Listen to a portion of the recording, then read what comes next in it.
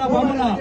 আমরা চাই এই সরকারের আন্তর্জাতিক আদালতে বিচার হোক, জেনেভা কনভেনশনের মাধ্যমে, আইসিসির মাধ্যমে, আন্তর্জাতিক যেসব সংস্থা আছে, ইউরোপিয়ান ইউনিয়ন, ইউএ এবং ইন্টারন্যাশনাল ওয়ার্ল্ড ক্রাইম যেসব প্রতিষ্ঠান আছে, আমরা তাদেরকে বিচার চাই।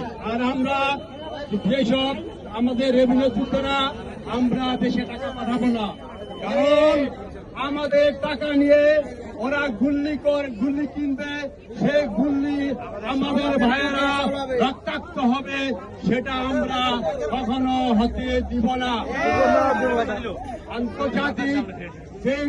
আন্তর্জাতিক যে ক্রিমিনাল হত্যাকাণ্ডের মাধ্যমে জেনেভা কনভেনশন এবং আইসি মাধ্যমে 15 বছরের বাচ্চাদেরকে সে গুলি করে হত্যা করেছে।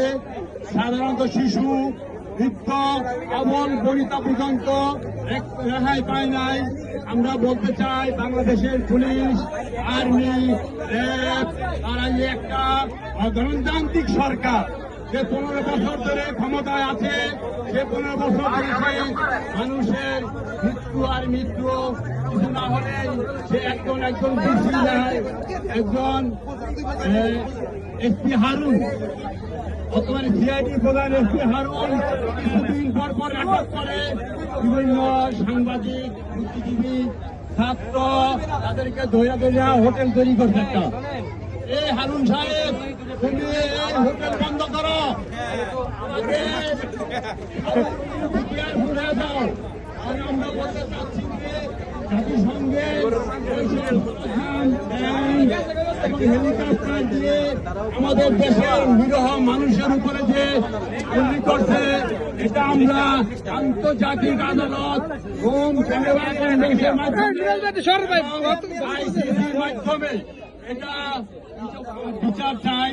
আমাদের সবাইকে পৃথিবীর যে প্রান্ত থেকে সব ভাইয়ারা ঘুরে আসে না, এই সরকারের যে পর্যন্ত না যাবে আন্দোলন অব্যাহত থাকবে